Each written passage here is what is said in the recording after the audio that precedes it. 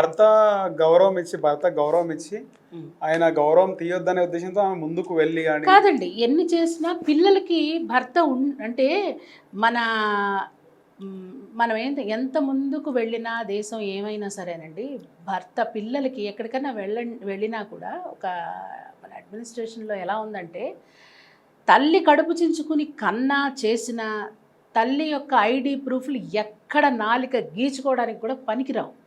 పిల్లలకి కంపల్సరీ వాడు ఎలాంటి వాడైనా సరే తండ్రి ఉండాలి. ఒకటా డివర్స్ అన్నా ఉండాలి, ఆ తండ్రి వచ్చి నిలబడగలగాలి, లేదా అతని డెత్ సర్టిఫికేట్. ఈ మూడిటితో తప్ప లేకపోతే ఒప్పుకోదు. లేదండి భర్త ఎక్కడికో వెళ్ళాడు తను వస్తాడు అని సపోర్ట్ ఒక పాస్పోర్ట్ కానివ్వండి, ఏదైనా సరే ఒక కీలకమైన దాంట్లో తల్లి సరిపోదా అంటే సరిపోదు. ఇక్కడ తండ్రి కంపల్సరీ. సో ఏదైనా సరే తండ్రే.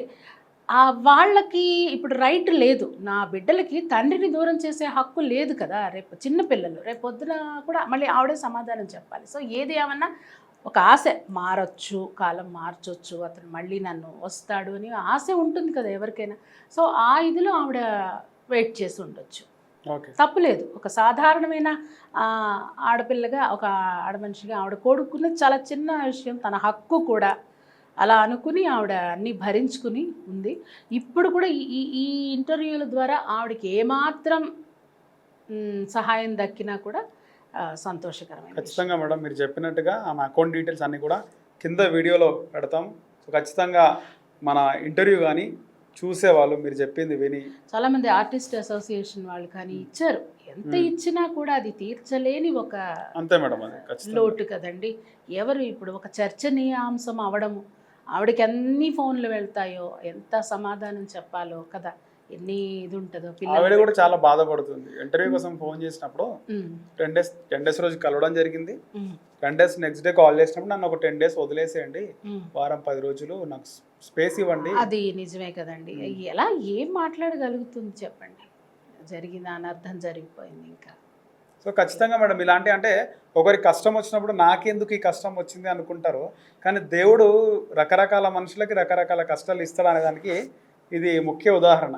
అదే అండి, ఇప్పుడు చేసిన తప్పుకి ఇద్దరు తప్పు చేశారు, ఇద్దరు అంటే అతన్ని దేవుడు తీసుకెళ్ళిపోలే. అతను అసలు ఆత్మాహుతి చేసుకోవడం అనేది మహాపాపం. పవిత్రత మాత్రం దేవుడు తీసుకెళ్ళిపోయినాడు అంతే.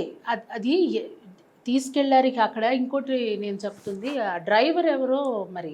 అవును మేడం, డ్రైవర్ మేము కూడా అసలు డ్రైవ్ చేసింది ఎవరో తెలీదు, ఆ డీటెయిల్స్ ఏమీ రాలేదు.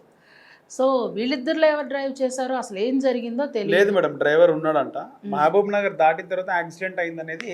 సరే, ఇప్పుడు తెలియనప్పుడు కూడా మనం కూడా ఎక్కువ మాట్లాడొద్దు. కానీ ఇప్పుడు ఆవిడ మీద డిపెండ్ అయిన, అంటే ఇప్పుడు పవిత్ర తరపున మాట్లాడుకుంటే ఆవిడ ఇప్పుడు ప్రతి వాళ్ళు ఒక తప్పు చేసింది, ఒక ఇంటి ఇల్లాలు ఉసురు పోసుకుంది, ఇవన్నీ ఓకే. తనని నమ్ముకుని ఈ ఫ్యామిలీ అంతా ఉంది కదండి.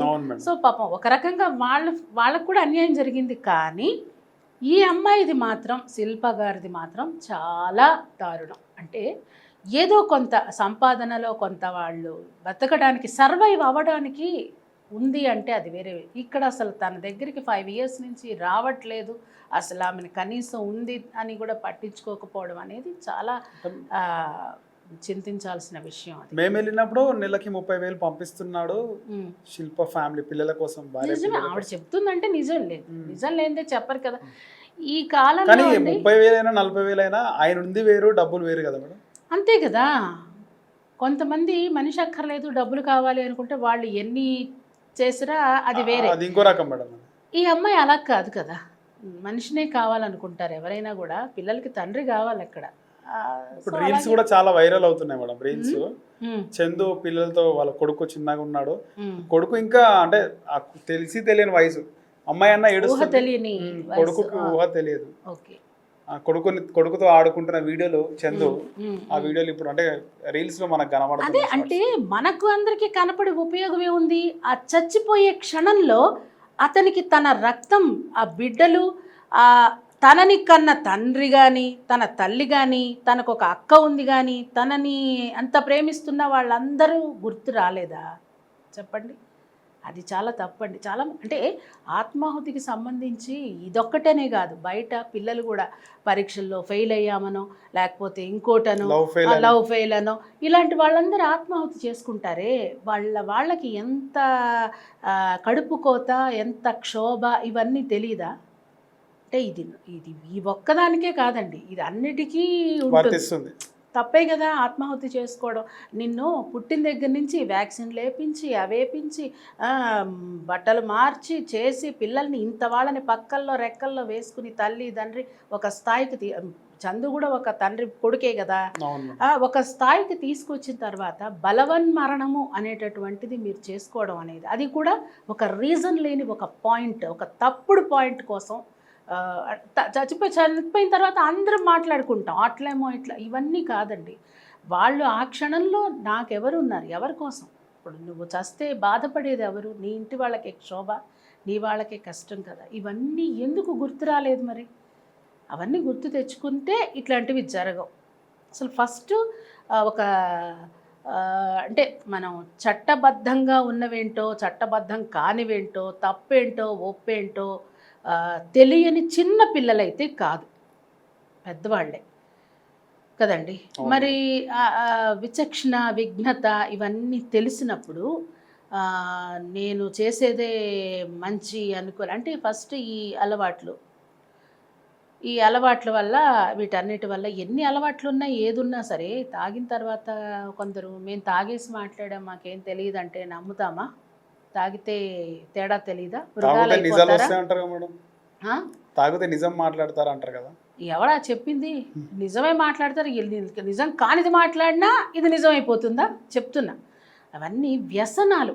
ఒక్క మాటలో చెప్పాలంటే మనం ఈ వ్యసనాలండి, ఈ వ్యసనాలు అంటే ఆడవాళ్ళు ఉమెనైజర్ అవ్వడం కానీ, అసలు ఈవిడికి కూడా తెలియాలి కదా. 12 ఏళ్ళు కాపురం చేసి ఒక ఆడదాని దగ్గర నుంచి తనని ఉద్ధరిస్తానని వచ్చాడా, మరి ఏం జరిగిందో తెలియదు.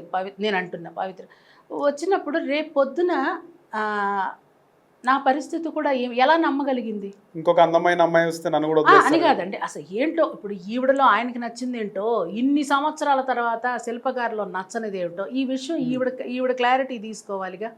అంటే ఏదైనా ఒక సమస్యతో ఒక వైఫ్ అండ్ హస్బెండ్ విడిపోయిన తర్వాత ఇతను నీ జీవితంలోకి వచ్చాడంటే అదొక పద్ధతి. అలా కాకుండా భార్య పిల్లలు ఉండి వాళ్ళు విడాకులు తీసుకోలేదు, ఆవిడ అంత ప్రేమించి పెళ్లి చేస్తే తను అడగాలి కదా. అలా చెయ్యకపోవడం ఈవిడ చేసిన, అసలు ఎంకరేజ్ చేయడం తను చేసిన, సరే తను ఎక్కడ కనెక్ట్ అయ్యిందనేది మనకు తెలియదు కానీ ఇది తప్పే కదా. అట్లా చేయకుండా ఆవిడ ఉండవలసింది. అలా ఫస్ట్లోనే అతన్ని వారించి ఉంటే ఈ ఫ్యామిలీకి ఇంత అనర్థం జరిగేది కాదు.